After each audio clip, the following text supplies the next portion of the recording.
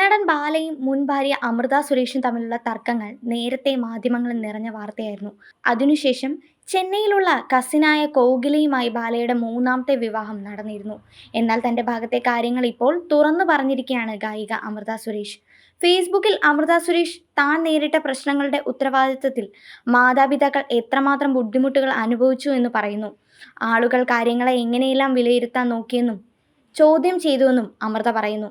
അതേസമയം തനിക്ക് സംസാരിക്കാനോ തന്റെ ഭാഗം പറയാനോ അവസരം ലഭിച്ചില്ല എന്നും അമൃത പറയുന്നു. ആരെയും കുറ്റം പറഞ്ഞിട്ട് കാര്യമില്ല. ആളുകൾ അവർക്കറിയുന്ന കഥയെ അടിസ്ഥാനമാക്കി മാത്രമേ സംസാരിക്കുകയുള്ളൂ. എന്താണ് സംഭവിച്ചതെന്ന് താനും ആരോടും വിശദീകരിച്ചില്ല അമൃത പറയുന്നു. താൻ ഒരിക്കലും വിക്ടിം കാർഡ് കളിക്കുന്നില്ല. വിവാഹബന്ധം വേർപെടുത്തിയ സമയത്ത് താനും ബാലയും പരസ്പരം അവരുടെ ജീവിതത്തിൽ ഇടപെടില്ല എന്ന് വാക്ക് നൽകിയിരുന്നു. അതേപോലെ മാധ്യമങ്ങളുടെ മുന്നിൽ മകളെ കൊണ്ടുവരില്ല എന്നും പരസ്യമായി പരാമർശങ്ങൾ നടത്തില്ല എന്നും പറഞ്ഞിരുന്നു. കോടതി വിധി മാനിക്കേണ്ടത് പ്രധാനമാണെന്ന് തനിക്ക് തോന്നിയെന്നും അമൃത പറയുന്നു. ഒക്ടോബർ 23-നാണ് കസിൻ കോകിലയുമായുള്ള ബാലയുടെ വിവാഹം നടന്നത്. ഇരുവരുടെയും വിവാഹ ചിത്രങ്ങൾ സാമൂഹ്യ മാധ്യമങ്ങളിൽ വൈറലായിരുന്നു. അടുത്ത കുടുംബാംഗങ്ങളും സുഹൃത്തുക്കളും മാത്രം പങ്കെടുത്ത ചടങ്ങായിരുന്നു അത്.